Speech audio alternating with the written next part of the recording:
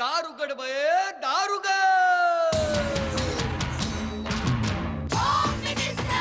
कोणाला बघ, शाळेला उशीर होतो. आज कामवाली बाई पण नाही आली. पदरावरती सरतारीचा मोर नाचरा हवा, पदरावरती सरतारीचा मोर नाचरा हवा. संसारातून वेळ काढून खेळ खेळूया नवा. मांजेकर पैठणी घेऊन आला. वहिनी उघडताना रोज वस्तूचं देणार.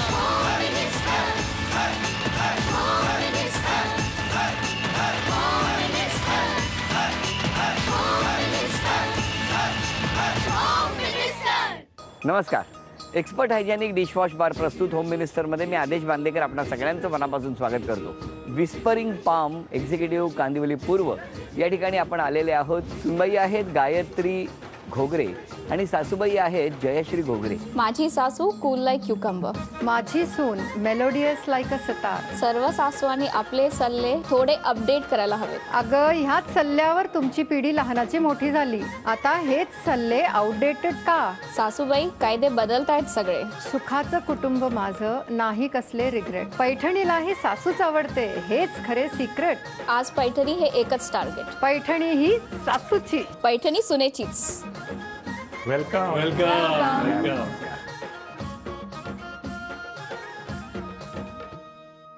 एक अक्षर देतो, पटकन उखाणा घ्यायचा. अक्षर आहे द. बरं, देवघरात लावतो नंददीप समाधानाचा. कुणालचं नाव घेते, आशीर्वाद मागते सर्वांचा आणि अखंड सौभाग्याचा. अरे वा वा वा, अभिनंदन, खूप छान. तुम्ही एक उखाणा घ्या, कोणताही घ्या, कोणताही एक उखाणा.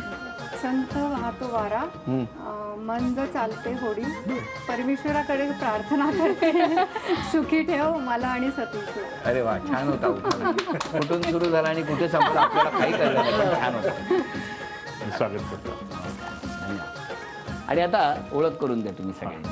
ह्या माझ्या सासूबाई नमस्कार. जयश्री घोगरे, ते माझे सासरे नमस्कार. सतीश घोगरे, माझे हस्बंड कुणाल नमस्कार. घोगरे, माझ्या आई नमस्कार आई. देवी चव्हाण. तर हे सगळे फॅमिली अँड फ्रेंड्स. नमस्कार नमस्कार नमस्कार. आणि हा हा घरी आमच्या घरातला मुख्य माणूस आणि ही आमची यांची मुलगी साशा. अरे वा वा, किती छान, किती गोड. सुरुवात करूया गप्पांना. नमस्कार नमस्कार नमस्कार. तुमचं बालपण कुठलं? मी पुण्याची आहे, म्हणजे शाळा कॉलेज सगळं पुण्याला झालं. कुठे? शाळा म्हणजे सेंट जोसेफ हायस्कूल पाषाणला आणि कॉलेज वॉज फर्ग्युसन. तेव्हा पाषाण कसं होतं? हो गॉड, एकदम म्हणजे खूप शांत आणि वस्ती फार कमी होती. आणि आता? आता it's very crowded. That time Pune was different होतं, म्हणजे एवढं क्राऊडेड नव्हतं. घरी कोण कोण? घरी आई वडील, म्हणजे वडील आता नाही आहेत माझे. आई आहे आणि आम्ही चौघी बहिणी, मी सर्वात मोठी. आणि मग यांची ओळख कधी, कुठे, कशी काय? आमचं अरेंज मॅरेज आहे आणि म्हणजे वडिलांच्या कोण मध्यस्थी होते, त्यांच्या थ्रू ह्यांचं प्रपोजल आलं. बरं, एक मिनिट. तुमचं बालपण सगळं कुठलं? माझं कसं आहे की माझे वडील ज्युडिशियरीमध्ये होते, त्यामुळे आम्ही महाराष्ट्रामध्ये वेगवेगळ्या ठिकाणी आमच्या बदल्या व्हायच्या. पण जास्त असं बालपण म्हणजे रावेरला, नंतर नाशिकला आणि बारामतीला आणि धुळ्याला, असं जरा जास्त झालेलं. बरं. आणि मग लग्नासाठी पुण्यातच गेलात? नाही, मी मुंबईतच होतो. मुंबईतच होतो. स्थळ पुण्याचं यांचं आलं ते. मला आता यांच्याकडे वळायचं. तुमची भेट कशी काय, म्हणजे तुमचं लग्न कसं जमलं? माझं पुण्याच्या मॅरेज ब्युरोमध्येच नाव नोंदवलं होतं आणि हिचं पण तिकडेच नाव नोंदवलं होतं आणि त्याप्रमाणे आम्हाला स्थळ पसंत आलं आणि नंतर मग आम्ही इकडेच वरळीला मामांकडे भेटलो. तुम्ही पुण्याच्या? हो. परंपरा पुढे कायम ठेवली, पुण्याची मुलगी करण्याची. हो. तुमचं शिक्षण सगळं? माझं इकडे मुंबईमध्ये. मुंबईला आणि कॅनडाला. आणि तुमचं पुण्यात. आणि मग पुण्यातनं मग तुम्ही जेव्हा दोघांनाही समजलं किंवा कळवलं त्यांनी की बाबा अशी मुलगी आणि असा मुलगा आहे, मग त्यानंतर एकत्र म्हणजे दोघे भेटला का कधी? भेटलो ना आम्ही. म्हणजे सगळ्यांबरोबर की आधी तुम्ही भेटलात वगैरे? नाही, नंतर सगळे म्हणजे एकदम सगळं डिसाईड झाल्यानंतरच आम्ही सगळं भेटलो. आणि मग पण ॲक्च्युली जेव्हा आम्ही त्या दिवशी भेटलो त्या दिवशीच आमचं डिसाईड झालं की we are made for each other. हे असं कसं काय असतं? आम्ही माझ्या मामा राहतात इकडे वरळीला, मग तिथे आम्ही भेटलो. मुंबईला येऊन family- भेटला? हो, त्यांची फॅमिली आणि आम्ही खाली वॉक करायला गेलो होतो. तर त्यावेळेलाच बराच वेळ आम्ही एकत्र फिरलो वगैरे आणि मग डिसाईड केलं. आणि मग लग्न झालं. काय वाटतं सुनेने काय स्वभावातला एक गुण बदलायचा झाला तर कोणता बदलला पाहिजे? बदलला पाहिजे म्हणजे असं नथिंग पर्टिक्युलर, पण जर आता म्हणजे तिला लहान बाळ झालेलं आहे तर त्या बाळाबाबतीत जर आम्ही काही एक्सपिरियन्स आमचे सांगितले की तू बाळाला पाणी पाज किंवा हे आयुर्वेदिक घुटी दे, पोटात वगैरे दुखतं आहे, तर नॉर्मली ह्या जनरेशनच्या मुली ते साधारणपणे ॲक्सेप्ट करत नाहीत. बरं. तर ते थोडं ऐकलं पाहिजे. ते थोडं ऐकलं पाहिजे. तुमचं काय म्हणणं आहे? सासूबाईंनी त्यांच्या स्वभावात एक बदल करायचा असेल तर कोणता केला पाहिजे? पाणी पाजायला सांगू नये, या व्यतिरिक्त दुसरा सांगा. त्या इतक्या परफेक्ट आहेत की जर का काय ठराविक गोष्ट ठरत नसेल त्याच वेळेला तर ते खूप हायपर होतात. तर एन्झायटी एवढी होऊ नये. चला आता जरा काही प्रश्न विचारूया. पहिला प्रश्न सुनबाईंसाठी, मला सांगा पुढच्या जन्मी संधी मिळाली तर सासूबाईंना काय व्हायला आवडेल? डॉक्टर. अरे डॉक्टर झाल्यावर मग मला एक सांगा, मग त्या गुटी बिटीचं काय करायचं? ते त्यांना विचार. म्हणजे आयुर्वेद डॉक्टर की ॲलोपॅथी? गेल्या गुटी. चला एक गुण बरोबर आहे. पुढचा प्रश्न, सासरे बुवांचे कोणते गुण सासूबाईंच्या नजरेत सासरे बुवांना आदर्श ठरवतात? शांत असतात, स्वभावाने शांत आहे. काही किंवा बाहेरून आला त्यांचे टूर्स वगैरे खूप होतात आणि कधी कटकट नाही, काही नाही, किंवा ऑफिसची कटकट घरी आणत नाहीत, शांत असतात. वा. सासूबाई पुढचा प्रश्न तुमच्यासाठी, मी कशाला आरशात पाहू याची प्रचिती सुनबाईंच्या कोणत्या कृतीने तुम्हाला करून दिली? ती हेअर अँड मेकअप आर्टिस्ट आहे आणि जेव्हा तिने लग्नानंतर इथे आल्यानंतर जेव्हा माझ्यावर मेकअप केला होता, सो तेव्हा जेव्हा मला स्वतःला आरशात बघितलं तेव्हा म्हणजे मला कौतुक वाटलं की खरोखरच खूपच छान करते मेकअप. म्हणजे ट्रान्सफॉर्म होतो, एनहान्स होतात आपले लुक्स. हो. म्हणजे आल्याबरोबर आधीच मेकअप केला. बरोबर. पुढचा प्रश्न तुमच्यासाठी, सुनबाई माहेरचं अशी कोणती गोष्ट आहे जी खूप त्या मिस करतात? फूड, खाणं. कुठलं? स्ट्रीट फूड पुण्याचं. खूप मिस करतात. हो, पुण्यात सगळं मिळतं, पुण्यामध्ये चांगलं असतं. बघा सांगतायत पुण्यात रस्त्यावरचं खाऊ नये असं घराघरात सांगतात आणि यांचं म्हणणं आहे पुण्यात जाऊन रस्त्यावर खा, सगळीकडे मिळेल तिकडे. म्हणजे थोडक्यात ते खूप छान असतं, खूप टेस्टी असतं आणि कॉलेजच्या जीवनामध्ये तिकड त्या खाण्यासारखा दुसरा आनंद नसतो. सासरे बुवांसाठी प्रश्न आहे, विमान प्रवासात तुमच्या पत्नीला अजूनही कशाची भीती वाटते? माझ्या घोरण्याची. म्हणजे एकदा प्रवास सुरू झाला, म्हणजे विशेषतः 5-6 तासाचा प्रवास असेल तर थोड्या वेळाने मग मला झोप लागते. झोप लागते. मग झोपल्यावर मी घोरायला लागलो की मग तिला त्रास होतो. त्रास होतो म्हणजे मग मी त्यांना उठवते, हो प्लीज घोरू नका. It's embarrassing. नाही पण असं काय, तो आवाज विमानाच्या आवाजापेक्षा तर मोठा नसतो ना. पुढचा प्रश्न, बरोबर उत्तर तुमच्यासाठी आहे. मला सांगा तुमच्या कोणत्या मजेदार प्रसंगाने तुमच्या पत्नीला खूप हसवलं होतं? सर्वात मजेदार गोष्ट अशी झाली, आम्ही मॉरिशसला हनीमूनला गेलो होतो लग्नानंतरच, आणि पॅरासेलिंगचा एक इन्सिडेंट आहे. तेव्हा ती पुढे होती आणि मी मागे होतो, आणि पॅरासेलिंग कंट्रोल करण्यासाठी माणूस एक बोटीमध्ये उभा होता. त्याप्रमाणे तो डिस्टन्स वगैरे सगळं ते त्याप्रमाणे मेजर करू शकला, त्याप्रमाणे तो खाली आणायचा, वर घेऊन जायचा. आणि मला हाईटची फार भीती वाटते, तर आम्ही ज्याप्रमाणे वर गेलो, ज्या स्पीडने आम्ही वर गेलो, तर त्याच्यानंतर मला असं वाटलं की मी आता खाली पडणार आहे. पण खाली मला सपोर्ट होते, मला माहिती होतं ते, पण माझे पाय मी तिच्या पायावर ठेवले, तर ती माझं वजन घेऊ शकली नाही आणि आम्ही खाली आलो. मला वाटतं त्या वजनामुळे आम्ही खाली आलो, प्रेशरमुळे खाली आलो. तर तो एक मजेशीर इन्सिडेंट फार होता. कायम लक्षात राहिला. हो, कायम लक्षात राहिला एकदम. आणि आता हा परिवार म्हणजे हे कुटुंब आता खूप मोठं दिसू लागलेलं आहे. नमस्कार. नमस्कार. आता या ठिकाणी एक विषय आहे चर्चेचा की सुनांना सासूबाईंनी मुलांच्या संगोपनासाठी सल्ले द्यावेत का, हा एक विषय. आणि त्याचबरोबर आता ते सल्ले आउटडेटेड झाले आहेत का, काय वाटतं तुमचं म्हणणं? सल्ले द्यावेत की देऊ नये? सल्ले द्यावेत. आणि म्हणजे त्यांच्यावर डिपेंड आहे त्यांनी ते फॉलो करायचे का नाही. पण आम्ही जे काही सांगतो त्याला डेफिनेटली अर्थ आहे, कारण आम्ही पण मुलांना वाढवलेलं आहे. तर त्याच एक्सपिरियन्समधून आम्ही गेलेलो आहे, तर त्यांनी थोडंफार तरी ऐकावं. सगळ्याच गोष्टी म्हणजे त्यावेळेला त्या काळाला चालत होते, पण आता चालत नाही. इम्प्रूव्ह झालेत किंवा ते आउटडेटेड झालेत. तर सगळ्याच गोष्टी ऐकता येणार नाहीत म्हणजे ह्या काळात. सगळ्याच नाही, पण थोड्याफार तरी ऐकल्या पाहिजे. फार छोटी अपेक्षा आहे. पण आता समजा तुमच्या मुलाला सर्दी झाली तर तुम्ही काढे करून द्याल का गोळी द्याल? नाही, मी ॲलोपॅथी मेडिसिन्स तर देतेच, पण सर्दी खोकला असेल तर दुधात दूध गरम करून त्याच्यात थोडंसं मध, हळद हे टाकून मी देते त्याला. अजूनही तुमच्या मुलाला? हो. तुमच्या मुलाच्या बाबतीत कसं काय? तो खूप लहान आहे अजून, तर नाही एवढे. बरं, तुमचा मुलगा मोठा झाल्यावर त्याला द्याल? एवढा मोठा झाल्यावर हळद दूध कदाचित देईल. हो, देईल. नाही, आता तुम्ही मला विचारलंय मी. तुमचं काय म्हणणं आहे? प्रत्येकाचे आपले लिमिटेशन्स असतात, त्याप्रमाणेच आपण जेवढं ऐकू शकतो तेवढं ऐकायला पाहिजे. आणि तेवढं. बाबा, तुमचं काय म्हणणं आहे? नाही, ज्या काही गोष्टी सांगतो आउट ऑफ एक्सपिरियन्स, आपलं सांगणं आपलं कर्तव्य आहे. ऐकलं ठीक आहे, नाही ऐकलं तर काय ठीक आहे. Doesn't make any difference. तुमचं काय म्हणणं आहे? आता सगळ्यांचं म्हणणं मला ऐकायचं आहे. जे गोगरे साहेबांनी सांगितले ते बरोबर सांगितलं. हो ना? काय थोडंफार ऐकायला हवं. ऐकायला पाहिजे. हा मुलगा एवढा मोठा होईपर्यंत हळद दूध द्यायचा. पुढे सगळ्यांचं काय म्हणणं आहे? आई झाल्यावर ते आपोआपच सगळं बदलतं, म्हणून सासूबाईंनी सांगितलेलं बरोबर आहे की कदाचित ती देत राहील.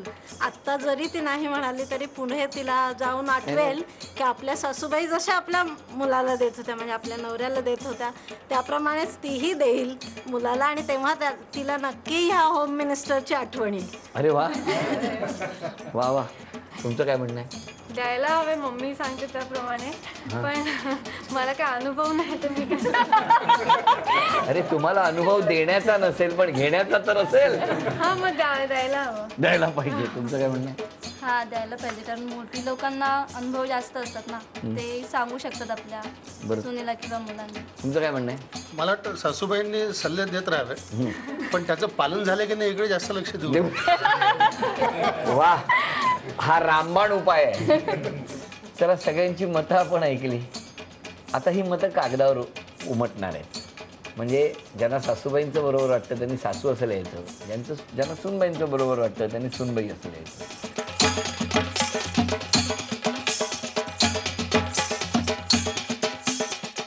सगळ्यांची मतं इथे आली. आता काही प्रश्न विचारतो, बघूया. या दोघींपैकी सौंदर्याची मास्टर की कोणाकडे आहे असं वाटतं घरातल्या सगळ्यांना? अरे, 1 2 3 4 5. मुलगा म्हणतोय सून, तर सासरे म्हणतायत सासू. 1 2 3 4 5. 6 जण म्हणतायत सासू आणि 1 2 3 4 5. 6 जण म्हणतायत सून. त्यामुळे हा गुण कोणालाच मिळणार नाही. हे बरं झालं. या दोघींपैकी फिट अँड फाईन कोण आहे? सासरे म्हणतायत सून. मत बदललंय. आणि हे बघा, यांनी लगेच सासूबाई.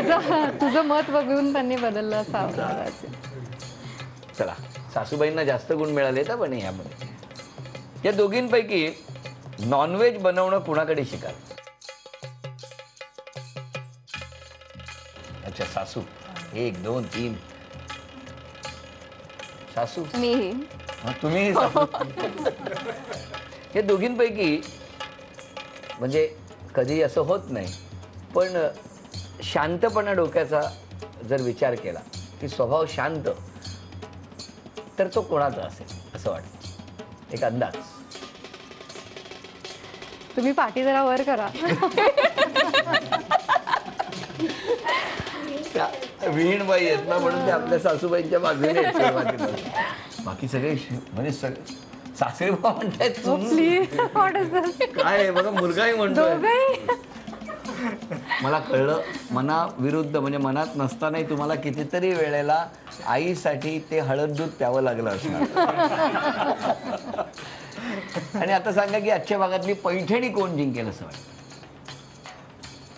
1 2 3 4 5 6 7 8 9 म्हणतायत सासू आणि 1 2 3 4 इतका वेळ बाजूने असलेला मुलगा बदलला.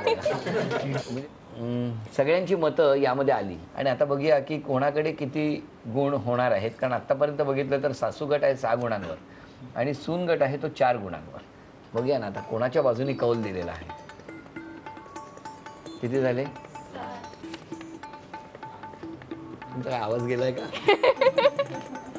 9 10 5 11 6 12 13 14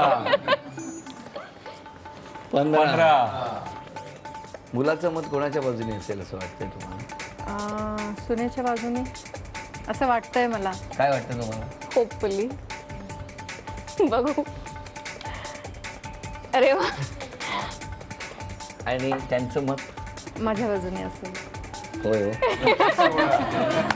16 गुण मिळवून असा विजेता ठरलेला गट आहे सासू गट. चला ही लक्ष्मी सुद्धा तुमच्याकडे आलेली आहे. अभिनंदन. आणि संपूर्ण गटासाठी एक छोटंसं गोड बक्षीस झी मराठी. पैठणीचा खेळ यामध्ये आत्ता हा या बाजूला एक मनोरा रचलेला आहे.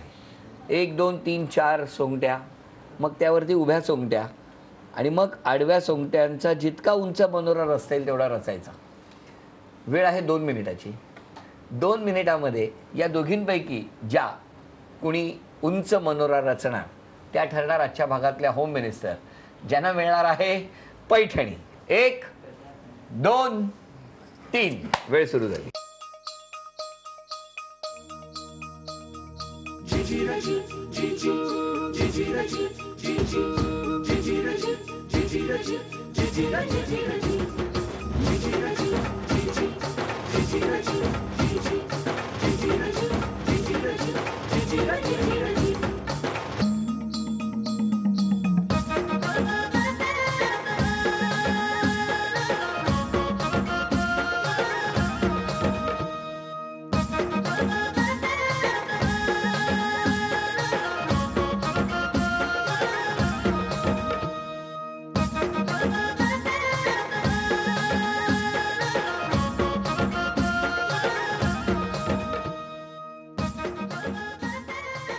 निकाल आपल्या समोर लागू लागलेला आहे.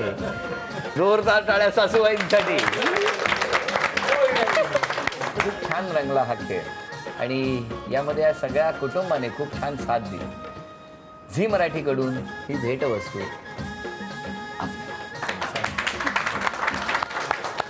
तर ही भेटवस्तू झी मराठीकडून. थँक्यू. उपविजेत्या ठरल्या सुनबाईंना झी मराठीकडून हे चांदीचं नाणं. आणि आजच्या भागातल्या होम मिनिस्टर ठरल्या सासूबाईंना तथास्तु पुणे यांच्याकडून ही पैठणी.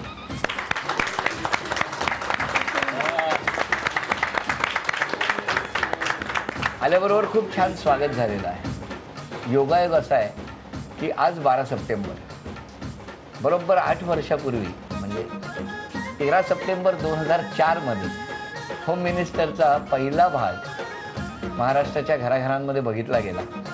आणि उद्या 13 सप्टेंबर ही खूप आनंदाची गोष्ट आहे झी मराठीसाठी. कारण 8 वर्षाच्या प्रवासामध्ये म्हणजे उद्या 8 वर्ष पूर्ण होणार आणि 9व्या वर्षात पदार्पण करणार होम मिनिस्टर. किती छान योगायोग. होम मिनिस्टर या कार्यक्रमामध्ये खूप जणांचा सहभाग झाला. त्या सगळ्यांचं मनापासून अभिनंदन आणि संपूर्ण टीमचं अभिनंदन करत असताना आज किती छान योग तुम्ही घडवून आणला सगळ्यांनी की तुम्ही हा केक आणलेला आहे. तर आता होम मिनिस्टरचा वाढदिवस साजरा होतो आहे.